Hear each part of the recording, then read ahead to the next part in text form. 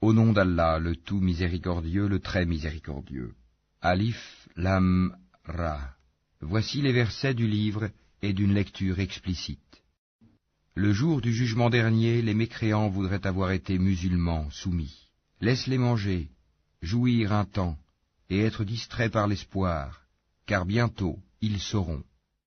Or, nous ne détruisons aucune cité sans qu'elle n'ait eu un terme fixé en une écriture connue.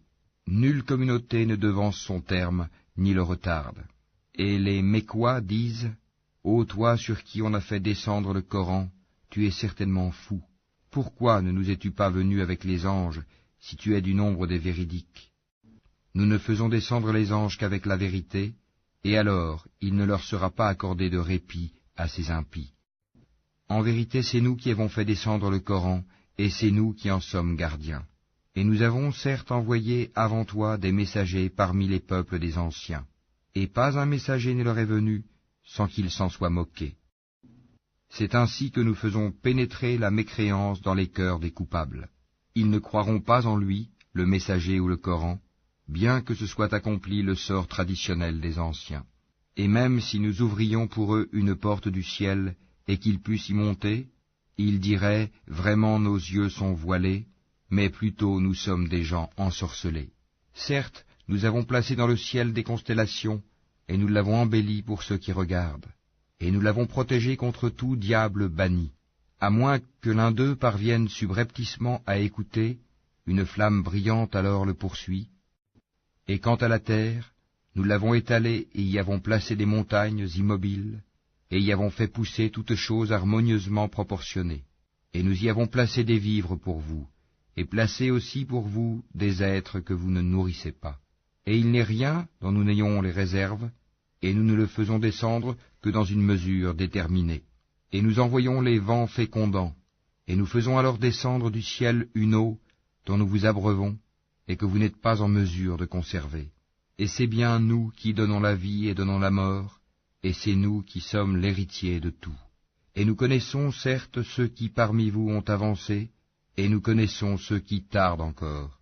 Certes, c'est ton Seigneur qui les rassemblera, car c'est lui le sage, l'omniscient. Nous créâmes l'homme d'une argile crissante, extraite d'une boue malléable. Et quant au djinn, nous l'avions auparavant créé d'un feu d'une chaleur ardente. Et lorsque ton Seigneur dit aux anges, « Je vais créer un homme d'argile crissante, extraite d'une boue malléable, et dès que je l'aurai harmonieusement formé et lui aurai insufflé mon souffle de vie, jetez-vous alors prosterné devant lui. » Alors les anges se prosternèrent tous ensemble, excepté Iblis, qui refusa d'être avec les prosternés. Alors Allah dit, « Ô Iblis, pourquoi n'es-tu pas au nombre des prosternés ?»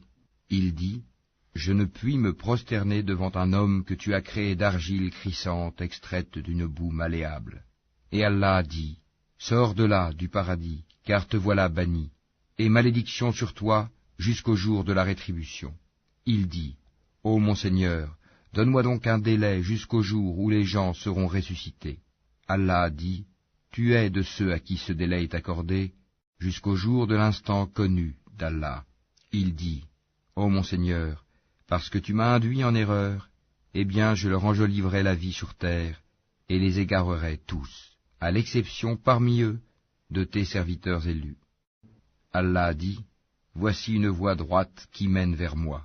Sur mes serviteurs tu n'auras aucune autorité, excepté sur celui qui te suivra parmi les dévoyés.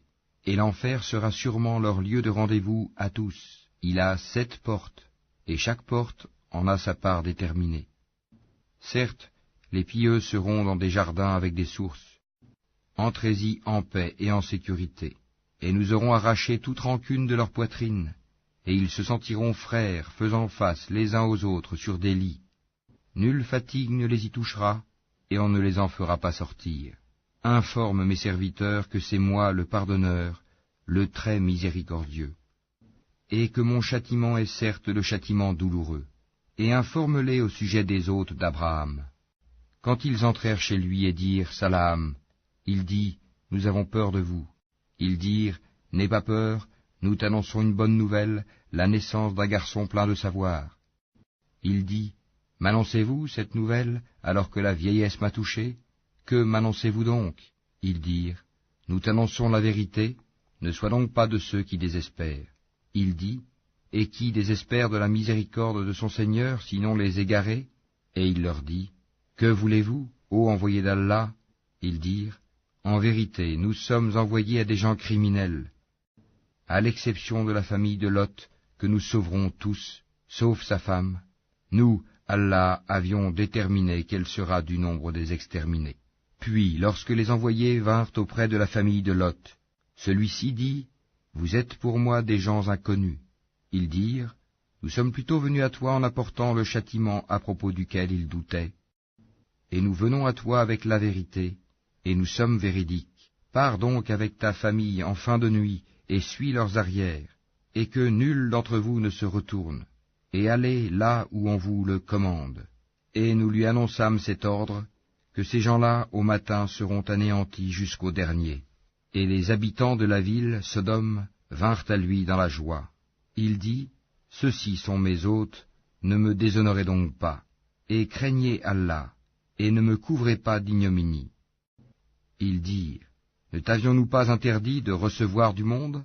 Il dit, voici mes filles, si vous voulez faire quelque chose. Par ta vie, ils se confondaient dans leur délire.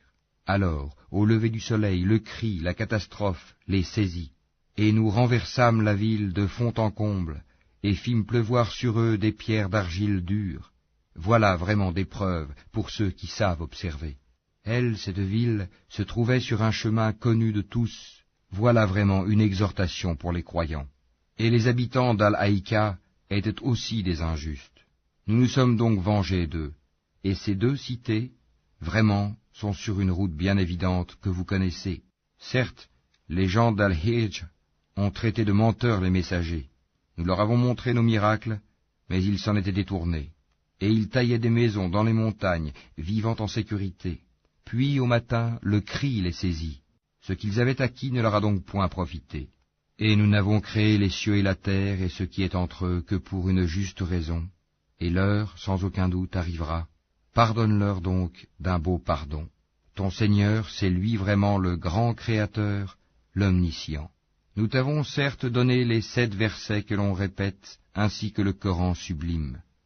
Ne regarde surtout pas avec envie les choses dont nous avons donné jouissance temporaire à certains couples d'entre eux. Ne t'afflige pas à leur sujet et abaisse ton aile pour les croyants. Et dis, je suis l'avertisseur évident d'un châtiment. De même que nous avons fait descendre le châtiment sur ceux qui ont juré entre eux, ceux qui ont fait du Coran des fractions diverses pour créer des doutes. Par ton Seigneur, nous les interrogerons tous sur ce qu'ils œuvraient. Expose donc clairement ce qu'on t'a commandé et détourne-toi des associateurs.